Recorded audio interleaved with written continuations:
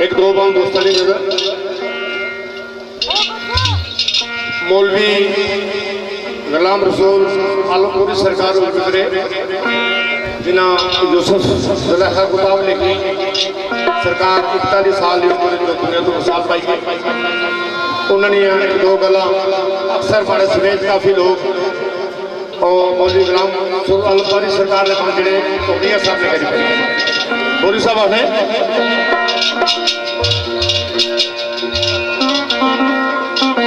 फरमाइश कर रहे Syed Hasan Hussain Shah king Faiz Waqas दरबी Junaid Mughal rice capital समी राजपूत राजा शमस राजा शफीक राजा उमार राजा अलीम राजा दनियाल राजा दानस और जितने भी माड़िया जी सशक्त हुए भी इन्होंने नजर बिलखसूस माड़िया जी राजा हरियाम साहब यूएई राजा आंसर साहब यूके मौलवी गुलाम सरकार है